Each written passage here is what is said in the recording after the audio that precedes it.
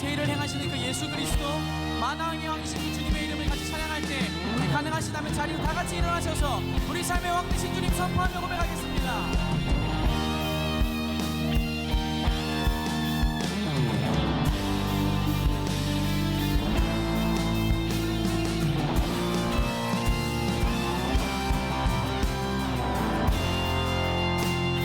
왕되신 주님의 이름을 같이 찬양합시다.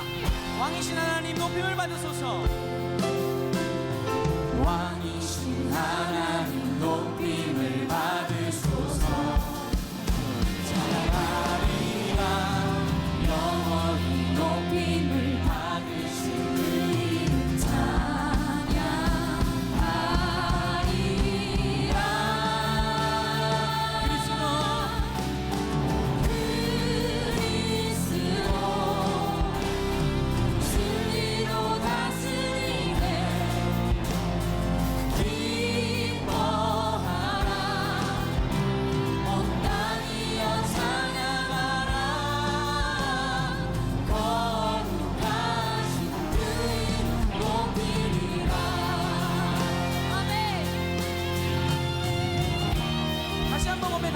왕이신 하나님, 왕이신 하나님 높임을 받으소서.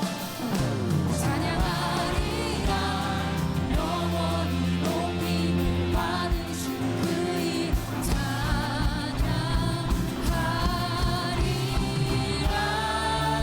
그리스도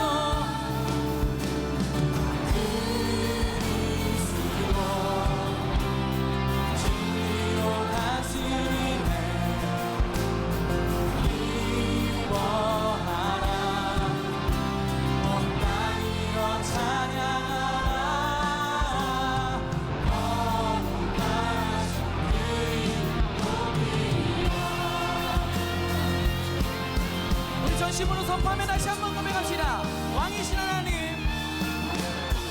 왕이신 하나님 높임을 받으소서. 찬양하리라 영원히 높임을 받으실 그 이름 찬양하리라. 그리스도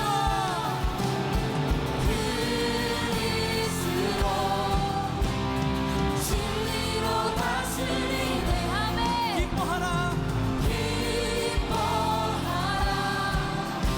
온 땅이여 찬양하라. 거룩하신 그 이름 높이리라. 그리스도 진리로 다스리네. 그리스도 진리로 다스리네. 아멘. 기뻐하라 온 땅이여 찬양하라. 거룩하신 그 이름 높이리라. 거룩하신 그 이름 높이리라. 거룩하신 그 이름 우리 그 왕 되신 주님의 이름을 이 전심으로 선포합시다. 주 이름으로. 주 이름으로 오셨네. 모든 자를 자유케 눈먼 자 보게 하시네. 주님의 나라 주님의 나라 영광 중에 임했네. 선포하리 이 땅 외로하신 주.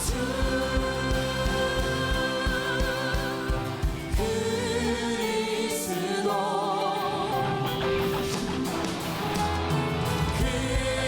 그리스도 진리로 다스리네. 기뻐하라. 기뻐하라 온 땅이여 찬양하라. 거룩하신 그 이름 높이리라. 우리 한 번 더 고백합시다. 그리스도 진리로 다스리네. 그리스도 진리로 다스리네.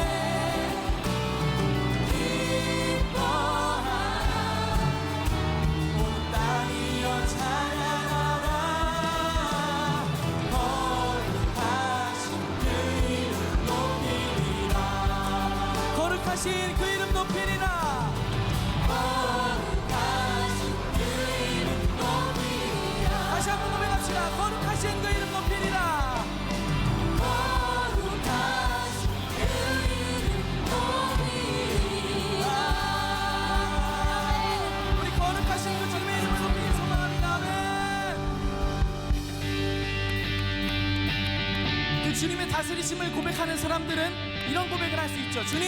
주님이 내 삶을 다스려 주옵소서. 주님 왕 되신 주님께서 내 삶을 다스려 주옵소서. 이 고백이 오늘 우리의 찬양을 올라퍼지기 소망.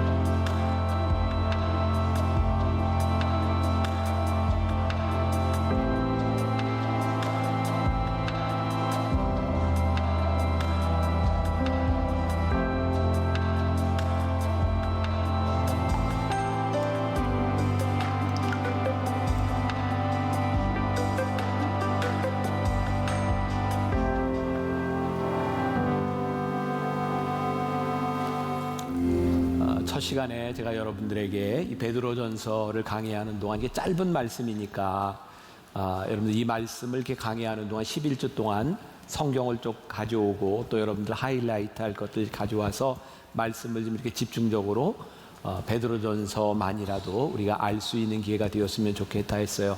다음 주에도 올 때 꼭 여러분들 성경책 그 다음에 여러분들 표시할 것들을 가지고 오시도록 하고, 오늘 여러분들과 함께 다시 너희에게 권하노니 이런 제목으로 말씀을 나누려고 합니다. 오늘 말씀 가운데는 베드로서 기자가 당시 교회 공동체에 세 가지의 대지를 가지고 권면하고 있는 내용을 나누려고 하는데 아마 오늘 우리들에게도 동일한 필요가 있는 말씀일 것 같아요.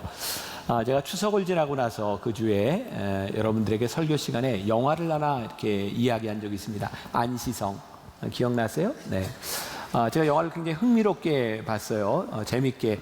우리나라 영화 중에는 상당히 완성도가 높은 그런 영화다 이렇게 생각하고 봤는데, 그 영화가 시작되기 전에 그 방송에서 그 조인성 씨의 인터뷰가 있었어요. 기자가 이렇게 물었습니다.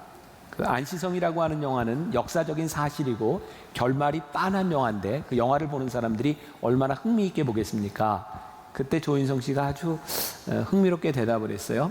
우리가 다 알고 있는 결과지만 사실은 아는 것이 문제가 아니라 어떻게 싸우는가를 흥미롭게 보게 될 것입니다. 그래서 제가 영화를 볼 때 그런 마음으로 영화를 보게 되었던 것 같아요. 제가 베드로전서 말씀을 이렇게 강의하면서 왜 이야기를 하고 있는가? 베드로전서 말씀을 쭉 보는 동안 벌써 이제 오늘 4번째, 앞으로 이제 7번을 더 남겨놓고 있는데, 말씀을 제가 다 준비해 놓고 보니까 동일한 말씀들이 이렇게 반복이 되고 있고요. 또 이 베드로전서 말씀을 통해서 우리들에게 나그네라고 하는 말들이 많이 등장을 하고 있는데, 우리는 본향을 향해 가는 나그네. 그러니까 우리들이 산 소망을 가지고 우리는 이미 본향을 가고 있는 나그네라고 하는 것을 전제하고 있어요. 제가 오늘 10시, 12시 반, 12시 예배 때도 교인들에게 물어봤는데 여러분들에게 물어볼게요. 여러분들 이렇게 예수 믿으면 천국 갈 것 같아요? 제가 보기엔 그럴 것 같아요. 뭐 대충 이게 우리가 예수 믿고 우리가 믿음으로 구원을 받는 거니까 여러분들이 뭐 이렇게 예수 믿으면서 대충 깽판도 좀 치고 뭐 대충 믿어도 천국 가는 데는 별로 지장이 없을 것 같아요. 그런데 오늘 말씀 가운데 나오겠지만 우리가 하늘나라 앞에 섰을 때에 영광스럽게 하늘나라에 가는 사람도 있을 것이고, 어쩌면 부끄럽고 수치스러운 모습으로 하늘나라에 가는 사람도 있을 것 같아요. 우리들에게 정해진 결말, 우리들이 이겨놓고 싸운다 이런 말을 하는데 우리들에게 정해져 있는데, 오늘 이 말씀이 우리들에게 묻고 있는 것은 이 정해진 싸움의 이 순례의 여정을 가고 있는 지금 우리들에게 주어진 이 시간 가운데 우리가 어떻게 살아가는가, 때로는 치열하게 우리들이 하나님의 사람으로서 어떻게 살아가고 있는가를 우리들에게 묻고 있는 거예요. 오늘 말씀에도 그렇게 시작을 하고 있죠.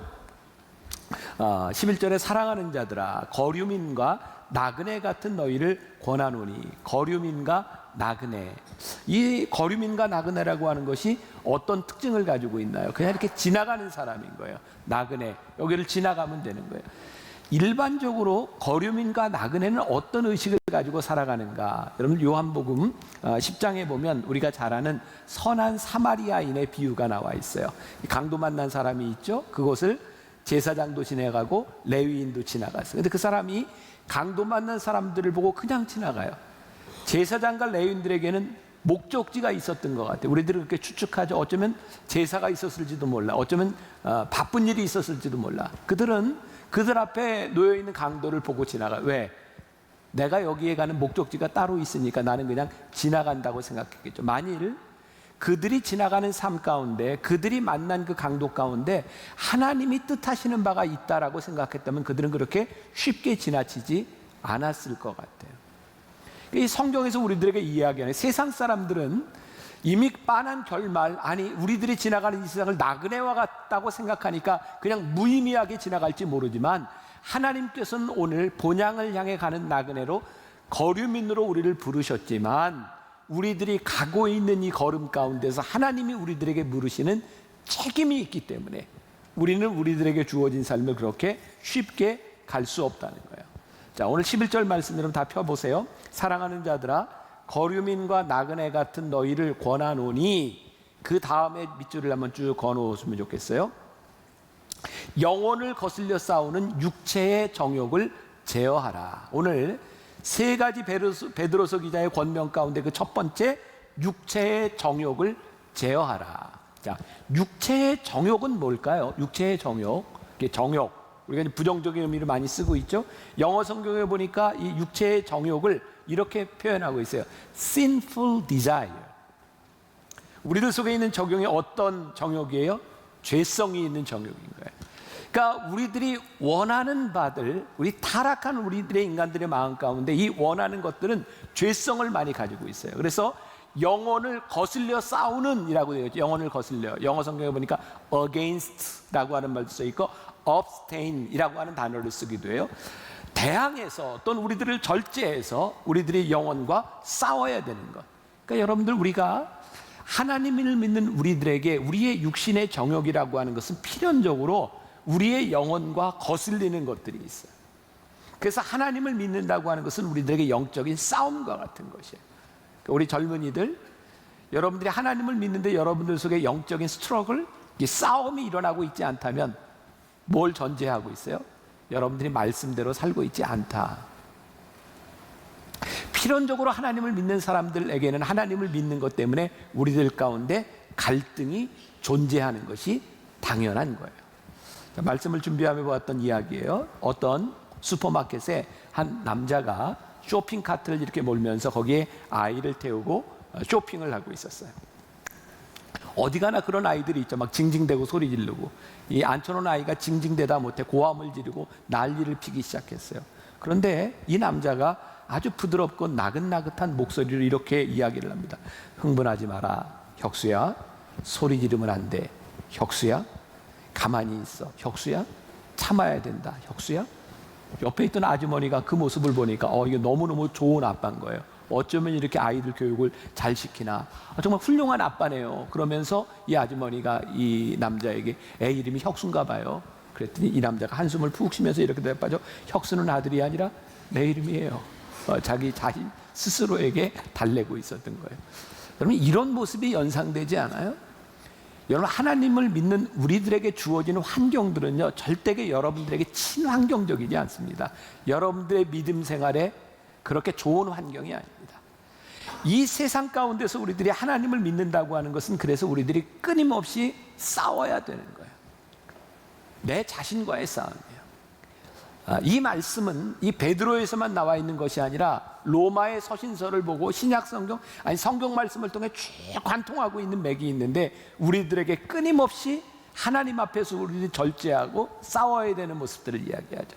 로마서 13장 12절부터 14절까지 말씀, 아마 젊은이들에게 좀 굉장히 필요한 말씀일 것 같아요. 같이 한번 읽어보죠. 시작. 밤이 깊고 낮이 가까웠으니 그러므로 우리가 어둠의 일을 벗고 빛의 갑옷을 입자. 낮에와 같이 단정히 행하고 방탕하거나 술 취하지 말며 음란하거나 호색하지 말며 다투거나 시기하지 말고 오직 주 예수 그리스도로 옷 입고 정욕을 위하여 육신의 일을 도모하지 말자. 낮에와 같이 단정히 행하고, 우리들에게 끊임없이 이야기하고 있는 거예요. 그런데 우리들이 sinful desire, 이 정욕과 대항하여 싸우는 방법에 대해서 이야기하고 있어요. 12절 보세요. 성경을 보세요. 같이 봅니다. 너희가 이방인 중에서, 같이 보자니까. 자, 시작.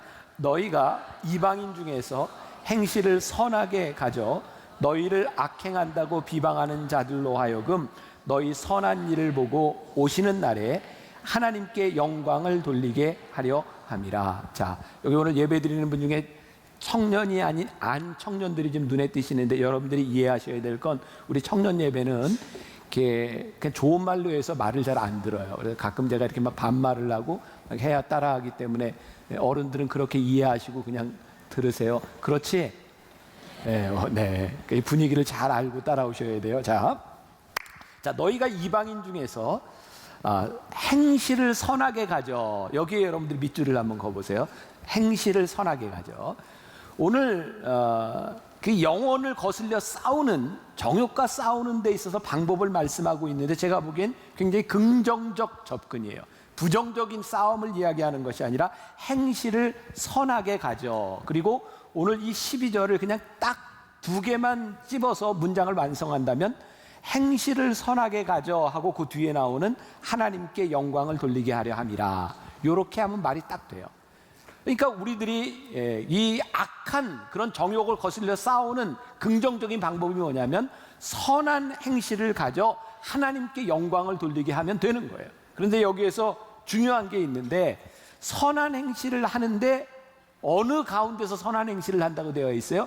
이방인 중에서 선한 행실을 가져. 자, 이방인이란 뭐랄까요? 하나님을 믿지 않는 공동체인 거예요. 당시 베드로서가 쓰여졌던 이 당시 그 회중들은요, 크리스찬 비율이 아주 적었던 공동체였어요. 그러니까 이방인 중에서 싸운다라고 하는 것은 지금 여러분들이 느끼는 것보다 훨씬 더 어려운 상황 가운데 이야기를 합니다. 하나님을 믿지 않는 사람들이 대부분인 가운데 우리들이 쉽게 살아갈 수 있어요. 어떻게 하면 쉽게 살아요? 그냥 그 사람들이 살아가는 대로 따라가면 돼요. 우리가 흔히 이야기하면 시류를 따라. 여러분들이 뭐 학교에서든 직장에서든 여러분들이 살고 있는 공동체에서 예수 믿지 않는 사람들이 사는 것처럼 그냥 묻어가면 우리는 갈등 없이 살아갈 수 있어요. 그런데 그 가운데서 선을 행하라는 거예요. 하나님을 믿지 않는 사람들 가운데서 우리들이 하나님을 믿는 것을 가지고 선을 행하는 것이 쉽지 않아요. 왜? 사람들이 이해하지 못하는 일이기 때문이기도 하죠. 제이슨 미첼이 쓴 쉬운 예수는 없다라고 하는 책에 쉬운 책입니다. 여러분 한번 읽어봐도 좋을 것 같아요. 이 책에 이런 표현이 있어요. 우리는 종종 하나님의 셔츠에 눈물과 화장 자국이 묻기를 원했다. 이게 무슨 의미일까요? 우리는 하나님의 셔츠에 눈물과 화장 자국이 묻기를 원했다. 저에겐 이런 이미지가 떠오르더라고요. 제가 이제 영성훈련, 이번 주에도 영성훈련 갔다 왔는데, 프레스디아스, 우리 청년들인 경우에는 좀 덜 하지만 일반 어른들 같은 경우에 그래요. 여러분들 은혜 받으면, 은혜 받은 현상 중에 하나가 눈물이 많이 나오는 거죠. 은혜를 받아봤어야 알지. 눈물이 나요. 근데 눈물을 흘리다 보면 눈물만 나오고 많아요? 모두 나와요. 참 이상해요. 눈물이 나오면 콧물도 나와요. 그래서 돌아가신 우리 아버님이 설교하실 때 은혜 받을 때 뭐 형님 동생이 다 나왔다고 얘기하셨는데, 그렇죠? 눈물이 나오면 콧물도 나오고, 또 여기서 조금 더 지나치면 막 거품까지 불면서 막 이렇게 기도하면서 우리들이 뭐 정신이 없죠. 근데 이렇게 막 울면서 이렇게 은혜 받는 사람이 때때로 이제 그 영성훈련을 인도하는 저를 붙잡고 울기도 해요. 남자들은 좀 괜찮은데 여자들이 울기 시작하면 문제는 막 화장 자국이 이렇게 막 흘러내리고, 그러면 여기에 묻는 게 참 불편해요. 그래서 제가 그거 안 묻히려고 이렇게 붙잡았던 그 이미지, 이런 것들이 이렇게 생각이 나면서, 아, 그래, 우리는 우리들에게 조금만 불편하고 힘든 것들에 대해서 우리는 참 이렇게 뭐라고 표현할까, 그런 거 있지. 그런 거 있어요.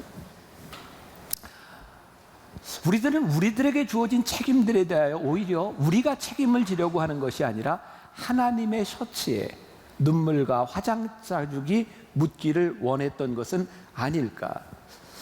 조금 적나라하게 이야기한다면, 우리들이 하나님을 믿는 공동체라고 이야기를 하면서 우리는 기도하고 실제로 우리들이 누군가를 불쌍히 여긴다는 마음을 가지고 있지만 그 일에 대하여 책임이 누군가에게 있었으면 좋겠다라고 생각하며 외면했던 사람들은 아닌가.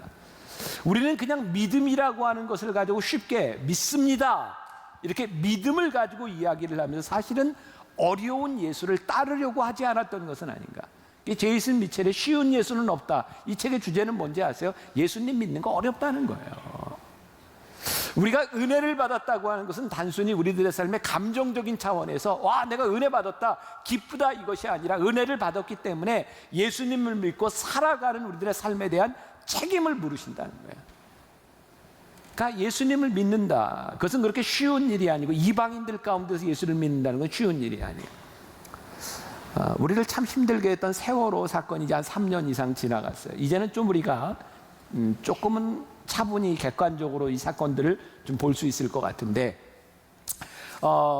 이 설교는 제가 우리 평신도들에게 이거 원고를 이렇게 다 나누어주고 또 읽고 서로 이렇게 피드백을 받는 묵상들을 받는데, 어떤 권사님이 이런 나눔을 이제 한번 들어보세요. 내가 주님을 인격적으로 만나고 있을 때 세월호 사건이 터졌다.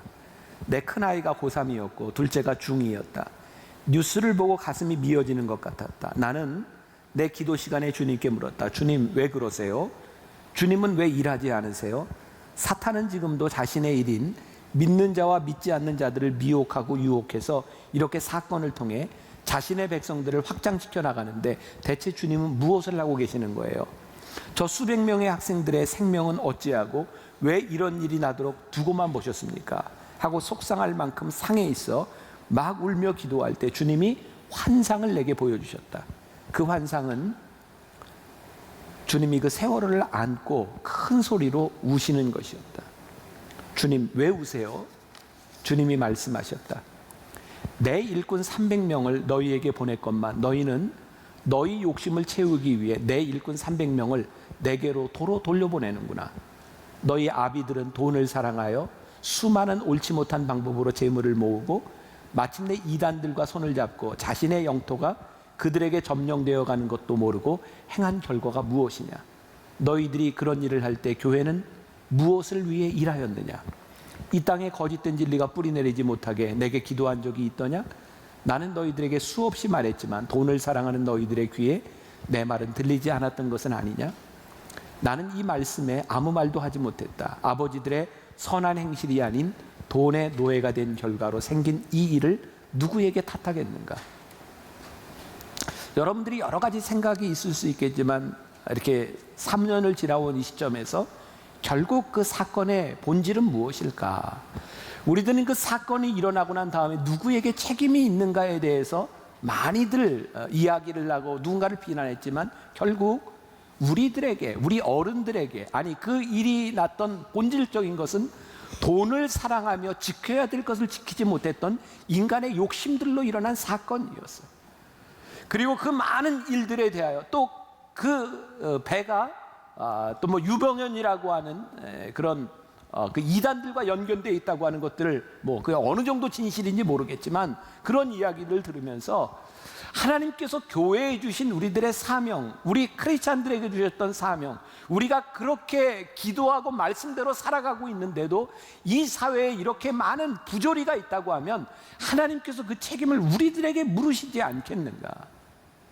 결국 우리는 우리들 주변에 일어나고 있는 많은 일들 가운데서 누군가를 비방하고 누군가를 지적질하는 것도 참 필요한 일이라고 생각할지 모르지만 하나님이 우리들에게 물으시는 그 책임에 대하여 우리를 돌아보아야 된다.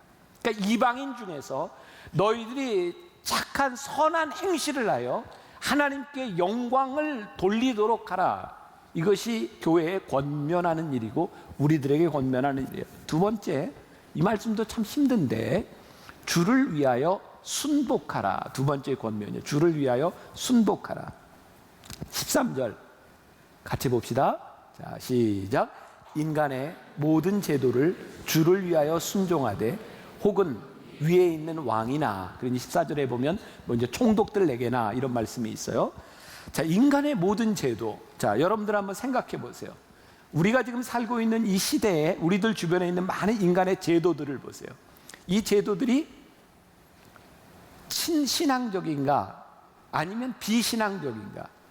신앙생활을 하고 있는 우리들 젊은이들에게 우리들 주변에 있는 이런 많은 제도들은 신앙생활에 도움이 되고 있는가 아니면 신앙생활을 불편하게 하고 있는 일들인가? 한번 생각해 보세요. 예를 들면 아주 쉬운 거지만 많은 국가고시들 또 뭐 토플 시험 내지는 토익 시험 뭐 이런 시험들이 주일에 치러지고 있어요. 그럼 우리들에게 이런 고민이 되는 거죠. 우리들이 주의를 지켜야 되는가, 시험을 봐야 되는가, 이 세상에 있는 제도들에 대해서 우리 크리스찬들은 어떻게 살아가야 되는가. 그런데 오늘 베드로서 기자가 인간의 모든 제도를 주를 위하여 순종하되, 순복, 순종, 이것이 참 쉽지 않은 거죠. 우리들에겐 이런 갈등이 있는 거예요. 부조리한 일들이 있을 수 있어요. 우리는 하나님을 믿는 정의로운 입장에서 우리들이 공의롭게 우리들이 부조리한 일들에 대하여 얼마든지 우리들이 프로테스트 할 수 있어요. 우리들이 해야 될 일이기도 합니다. 그런데 이 말이 걸리는 거예요. 주를 위하여 순종하랴.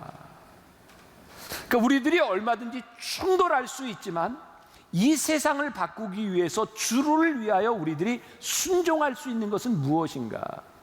물론 이 세상의 부조리한 일들에 대해서 우리들이 정의롭게 싸우는 일들이 그것도 쉽지 않은 일입니다. 그런데 더 어려운 게 있어요. 주를 위하여 순종한다. 이것은 저에게는 이렇게 의미가 다가왔어요. 단순히 충돌로 끝나는 것이 아니라 하나님은 우리로 하여금 주를 위하여 이 세상을 바꾸기를 원하시는 분이구나. 그러니까 우리들이 이 세상을 바꾸기 위하여 주를 위하여 우리들이 싸울 수도 있지만 우리들이 참을 수 있는 것은 무엇인가를 고민해봐라. 이 당시 예수를 믿고 있었던 많은 사람들은 노예들이었어요. 그들은 복음을 들었고 그들은 자유로운 생각들을 가지고 있었고 그들을 억압하는 주인들에 대하여 그 사람들에 대해서 그것은 부당한 일들이라고 분명히 생각할 수 있는 사람들인데 베드로서 기자는 너무너무 부당한 이야기를 하고 있는 거죠. 주를 위하여 순종하라. 주님을 위하여 순종하라. 다시 이야기해요. 우리 크리스찬들이 신앙생활을 하는데 완벽한 환경이라고 하는 건 존재하지 않아요. 그러니까 우리들이 크리스찬들로 신앙생활을 하는데 이 환경은 우리들에게 때때로는 적대적인 것이 될 수 있는 거죠.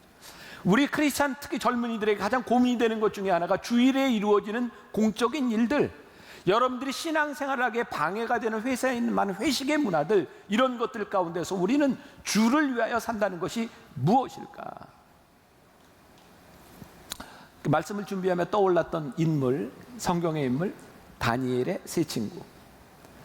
여러분, 다니엘과 세 친구는 유대 나라에서 그들은 아주 상당히 훈련받은 사람이고 교육받은 사람이고 윤리적으로도 도덕적으로 괜찮은 신앙인들이었던 것 같아요.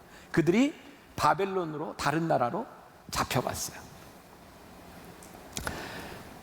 다니엘은요, 거기에서 최고위직인 총리까지 올라가게 돼요. 근데 성경을 보세요.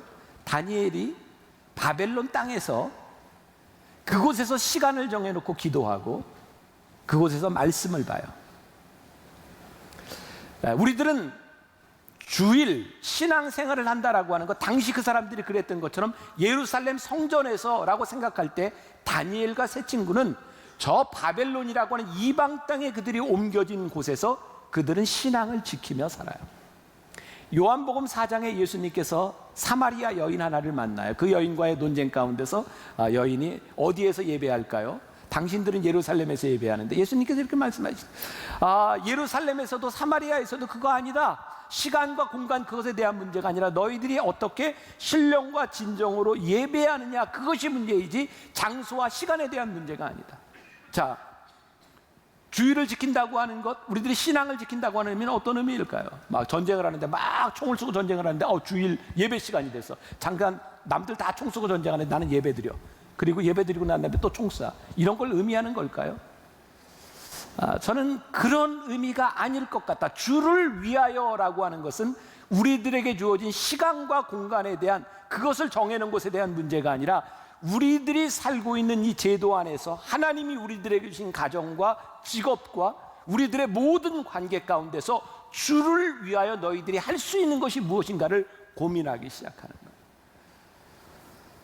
70년대, 80년대 한국 교회는 엄청난 부흥의 역사를 경험했어요. 그 당시에 교회 안에서 막 청년들이 많이 몰려왔고요. 그 당시에 청년들 중에 아주 머리 좋고 똑똑하고 신앙 좋은 사람들을 보면 교회에서 다 그렇게 얘기했어요. 너 목사 돼야 되겠다. 너 선교사 돼야 되겠다. 그래서 그 당시에 똑똑하고 공부 잘하는 사람들이 다 목사가 됐던 것 같아요. 잘난 사람들 목사가 되라. 그렇게 30, 40년이 흘렀어요. 제가 요즘 한국 교회의 위기를 그렇게 봐요. 우리들이 인간들이 살아가고 있는 인간의 제도 가운데 언론, 문화, 경제, 정치 모든 분야에서 우리 크리스찬들이 영향력을 잃어버린 이유 가운데 하나가 우리는 정해진 곳, 정해진 시간에서 하나님을 믿는 것이 신앙이라고 생각했던 것 같아요.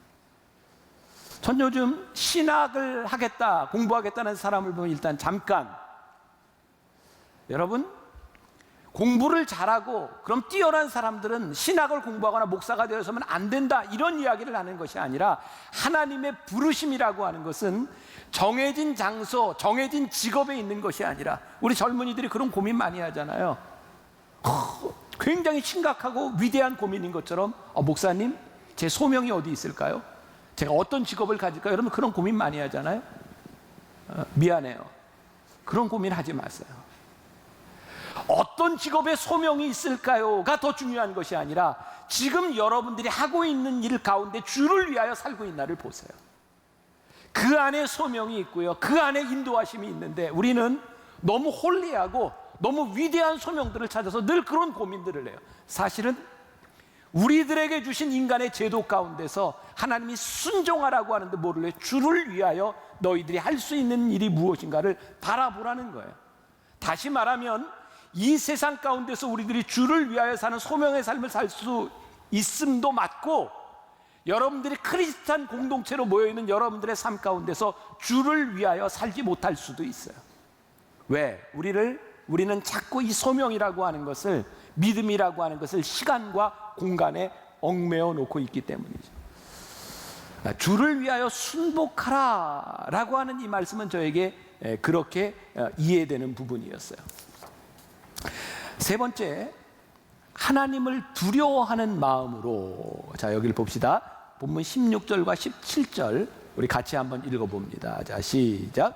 너희는 자유가 있으나 그 자유로 악을 가리는 데 쓰지 말고 오직 하나님의 종과 같이 하라. 뭇사람을 공경하며 형제를 사랑하며 하나님을 두려워하며 왕을 존대하라. 자, 너희들에게 자유가 있다. 그런데 너희들이 자유를 그냥 쓰지 말고 너희들이 오직 하나님의 종과 같이 하라. 이 말을 기억하고요. 자, 뭇사람을 공경하며 형제를 사랑하며 하나님을 두려워하며 왕을 존대하라. 자, 여기에 보니까 뭇사람을 공경하며 형제를 사랑하라고 되어 있어요. 뭇사람, 모든 사람에 대한 거예요. 인간에 대한 경외심에 대한 문제죠.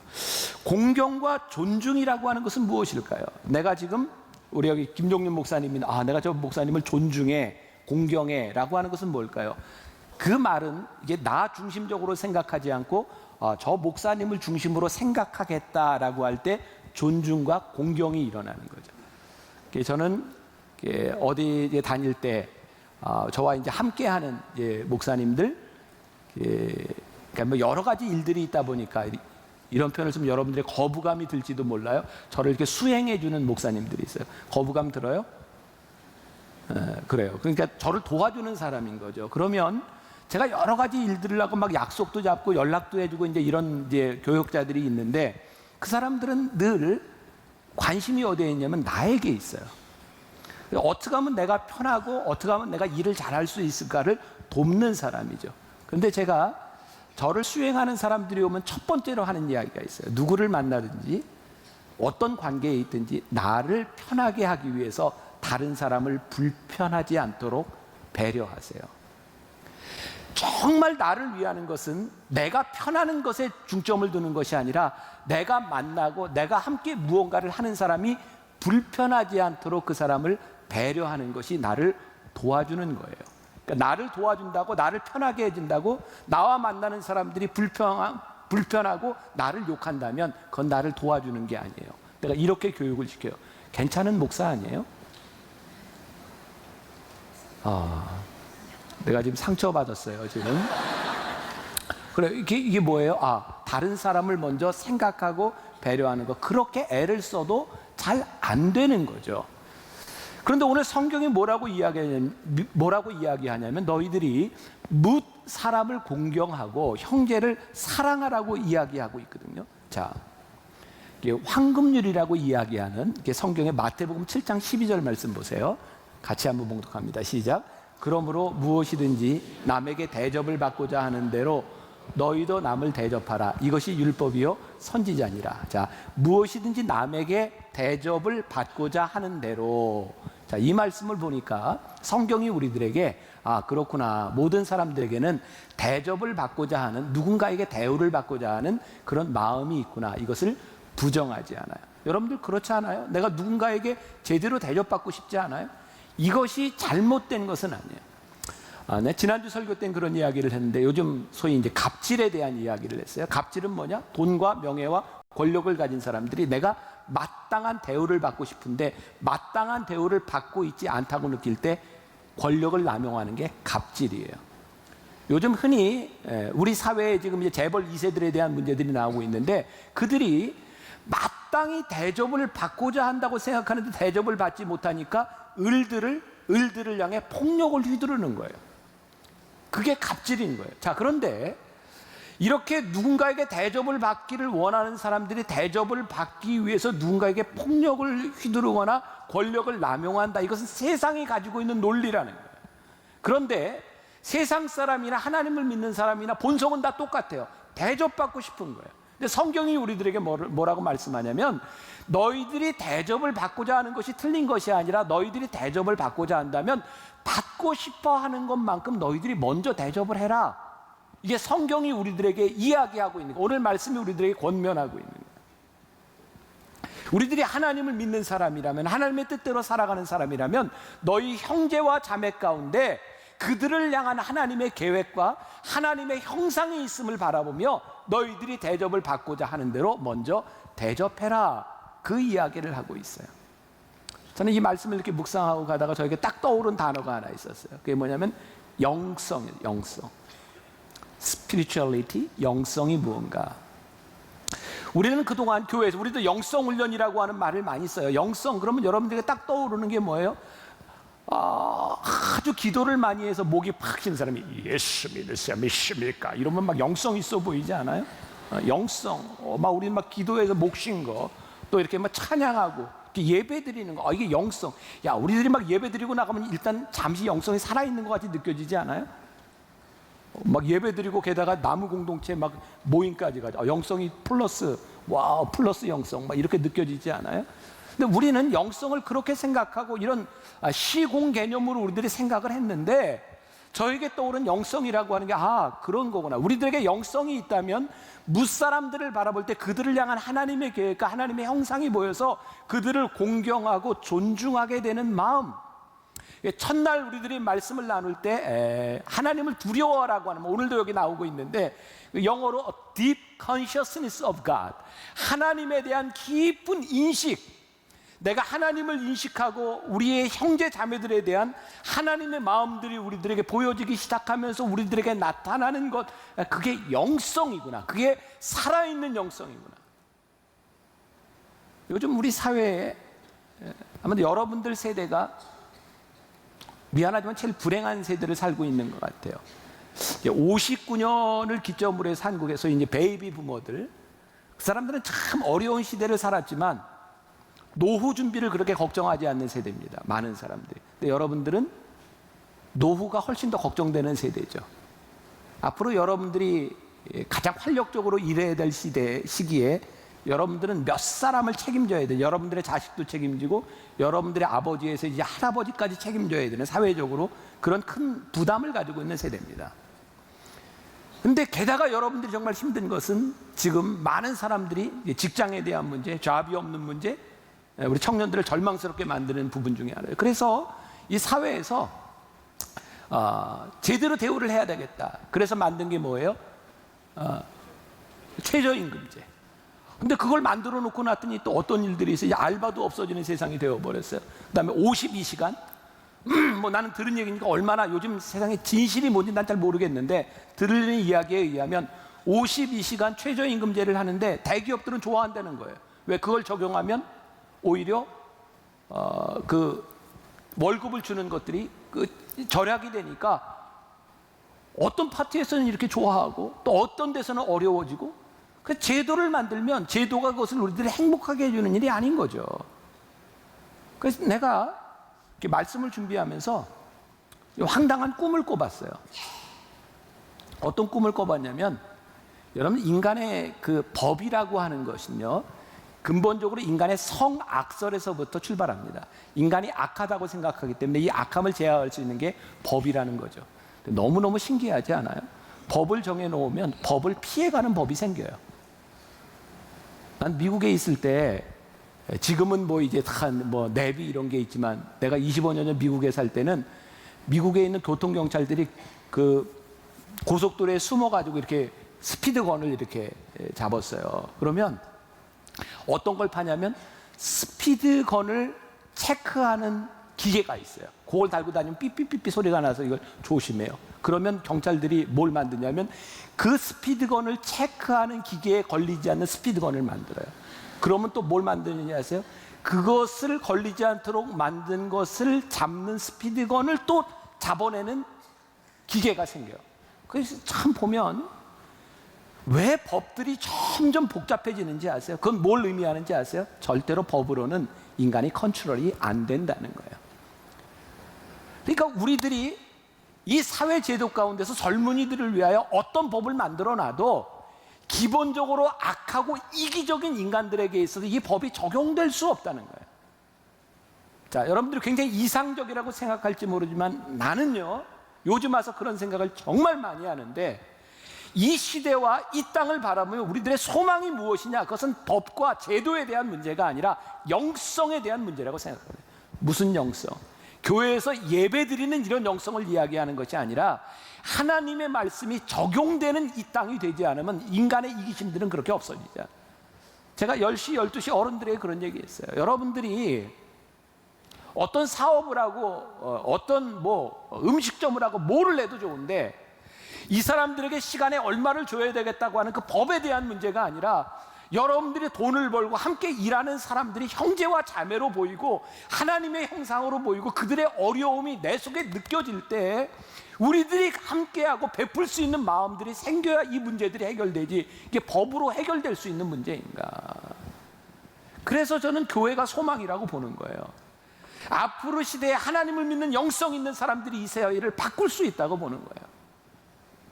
지금 이 사회가 집값을 잡겠다고 했다가 집값이 올라서 이제 또 다른 이제 법을 만들어서 이제 지금 잠깐 주춤해요. 또 신문에 보니까 또 그런 게 나왔더라고요. 그 집값을 올리지 못하도록 뭐 세금도 매기고 막 이거 뭐 양도세니 뭐 이렇게 많이 매겨놓으면 이제 몇 년 동안 집도 못 팔고 하니까 이제 집을 못 파는 대신에 전세를 주는데 전세값이 오르는 거죠. 그죠? 몇 년 동안 집도 못 팔고 하니까 그 몇 년에 손해 볼 걸 전세에다 다 얹어서 하는 거예요. 그러니까 집값을 잡겠다고 어려운 사람들을 돕겠다고 만들어 놓은 법이 결국 어려운 사람을 또 어렵게 만드는 일들로 가는 거예요. 모르겠어요. 이게 어떻게 작용할지 모르지만 분명한 건 뭐냐면 인간의 법으로 만든 것들이 절대로 완벽하지 않다는 거예요. 제가 그래서 어른들한테 10시, 12시 때 그런 얘기했어요. 만일 여러분들 중에 조금 여유가 있고 집도 있고 전세를 놓아야 되는 사람이 있다면 여러분들이 세상의 법을 따라가지 말고 세상의 평균치를 따라가지 말고 여러분들 집에 살고 있는 그 사람이 얼마나 어려운지도 좀 보여지고 내가 조금 덜 받아서 살 수 있다면 바보같이 보일지만 전세를 좀 낮게 받으면 되지 않겠어요? 그랬더니 막 그런 소리가 들리는 거예요. 막 목사님은 집이 없으니까 하는 얘기지 집 있어봐요 그런 얘기 하나? 막 속으로 막 그런 얘기가 들리는 것 같아. 그래서 또 물어봤어요. 그런 거냐고. 그래서 나는 집이 없어요. 그러니까 나는 이런 고민할 필요 없어요. 나는 세상에 대해 너무 몰라요. 이런 고민할 필요 없을지 몰라요. 나는 목사니까 교회에서 사택도 얻어주고 월급도 주고. 아니 근데 그게 아니라 정말 우리들이 살아가는 이 세상 가운데 인간의 법에 대한 문제가 아니라 우리들이 우리의 뭇 형제와 자매들을 바라보며 공경하고 존중하고 너희들이 대접을 받고자 하는 대로 먼저 대접하라고 하는 이 말씀들이 우리들에게 살아서 그것이 영성이 되기 시작할 때 선순환이 이루어지지 않겠어요? 어떻게 생각하세요? 아니에요? 인간은 절대 안 바뀌어요? 절대 안 바뀌어요? 네. 그 사람도 바뀔 줄 믿습니다. 네.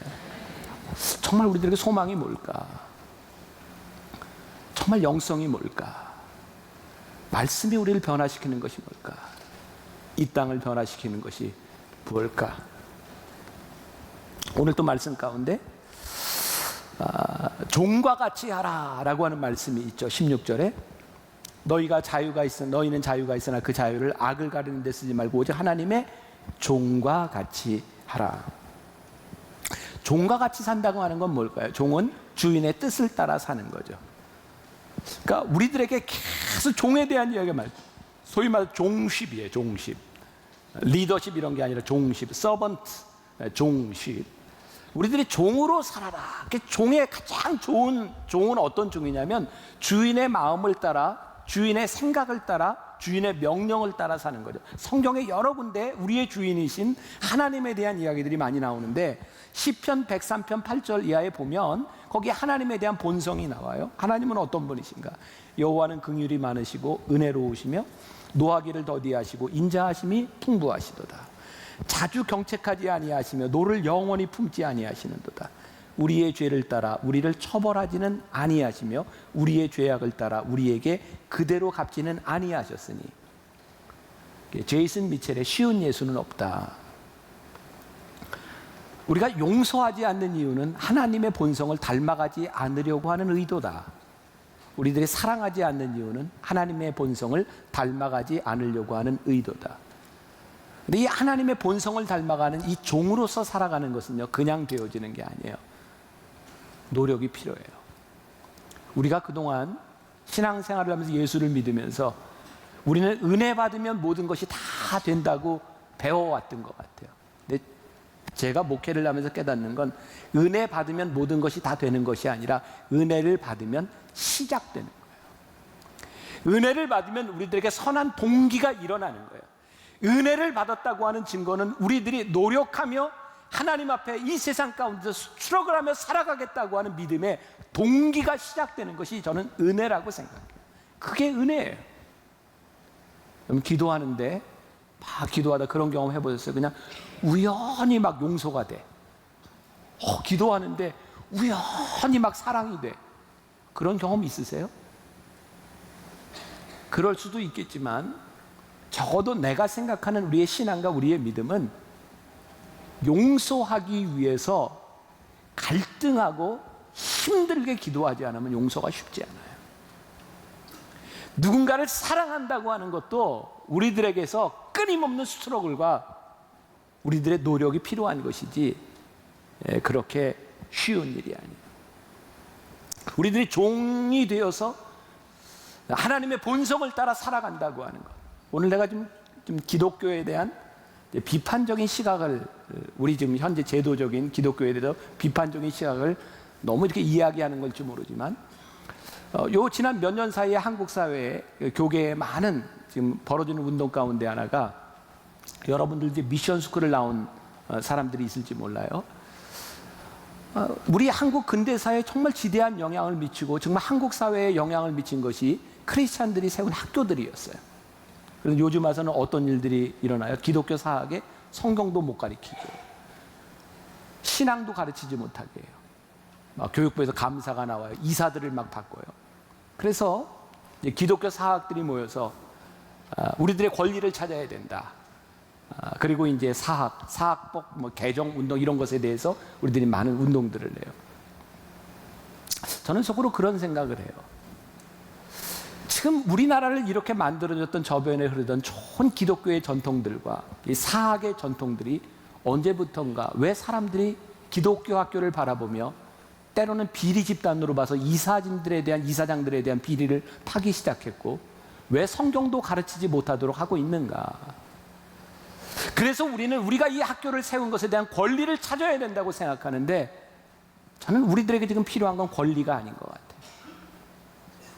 우리가 잃어버렸던 처음 학교를 세울 때 우리들에게 주셨던 하나님의 마음, 우리들에게 섬기려고 주셨던 마음들이 회복되지 않는다면 우리들의 권리를 찾는 것들이 하나님의 영광을 위해 쓰여지는 것이 아니라 또 다른 우리의 욕심을 채우는 일들이 될지 몰라요.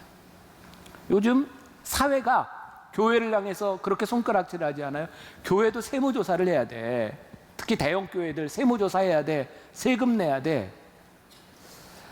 물론 우리 교회는 모든 목회자들이 다 사대보험에서 이렇게 세금 내고 한 지 오래됐어요. 우리 교회가 해당되는 문제는 아니에요. 우리 교회는 뭐 회계사가 다 매년마다 이렇게 세무감사하고 다 해요. 우리 교회에 해당되는 문제는 아니에요. 그런데 교회를 향해서 세상이 이렇게 손가락질하는 것을 보면서 난 개인적으로 세상 사람들이, 여러분들 동의할지 안 할지 모르겠지만, 교회에 세금을 내도록 한다고 하는 건 저는 이거 잘못됐다고 생각해요. 왠지 아세요? 여러분들이 내는 헌금은 여러분들이 이미 세금을 다 낸 헌금이에요. 교회 세금을 매기는 것 자체는 이건 이중과세, 이건 법적으로 저는 옳지 않다고 생각하는 거예요. 그럼에도 불구하고 세상이 우리들에게 이렇게 세금을 물어야 된다, 뭘 해야 된다, 세무조사를 해야 된다고 하는 것에 대하여 우리가 교회는 그렇게 하면 안 됩니다 라고 우리들의 권리를 주장하는 것보다 더 중요한 것이 있는데, 왜 세상이 교회를 향하여 손가락질하게 되었는가? 왜 세상은 교회를 신뢰하지 못하게 되었는가? 우리들에게 중요한 건 우리들의 권리를 찾는 것이 아니라 하나님이 이 땅에 교회를 세우셨던 그 마음을 먼저 회복하는 것이고, 그래서 저는 요즘 그런 생각하거든요. 교회가 조금 더 어려움을 좀 당해봐야 된다. 나도 힘들 거예요.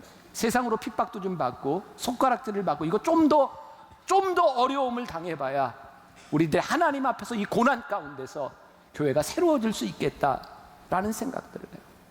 여러분, 여러분들이 하나님을 믿는 것 때문에 여러분들이 마땅히 얻어야 될 대우, 권리에 대한 것이 아니라, 여러분들이 하나님을 믿는 것 때문에 여러분들이 포기할 수 있는 것이 무엇이고, 여러분들이 섬길 수 있는 것이 무엇이고, 여러분들이 종처럼 살아갈 수 있는 것이 무엇인지를 오늘 베드로서 기자가 교인들에게 이야기합니다. 자, 다시 베드로서 기자가 편지를 쓰던 그 당시 공동체는 예수 믿는 사람 중에 대부분이 노예였어요. 그러니까 그들이 예수를 믿고 하나님 앞에 자유했다라고 하니까 오히려 베드로는 이렇게 부추기는 게 좋았을 거야. 너희들 이제 자유했으니 종으로 살지 말고 너희들 마음껏 살아라, 너희들 이렇게 한 거 해라, 투쟁해라 라고 말해야 될지 몰라요. 근데 베드로가 얘기하는 건 그게 아니었어요. 주를 위하여, 너희들이 지금도 힘든데 너희들이 주를 위하여 포기할 수 있는 것이 무엇이고, 주를 위하여 순복할 수 있는 것이 무엇인지. 가장 강력한 교회, 가장 강력한 기독교의 역사는 권력에서부터 나오지 않았어요. 여러분 잘 들으세요. 여러분들 학교에서, 직장에서 여러분들이 살아가면서 마땅히 누려야 될 여러분들의 권리를 찾는 데서 여러분들의 능력이 나타나지 않아요. 주를 위하여 여러분들이 포기할 수 있는 곳에서 정말 능력이 나와요. 그게 영성이에요.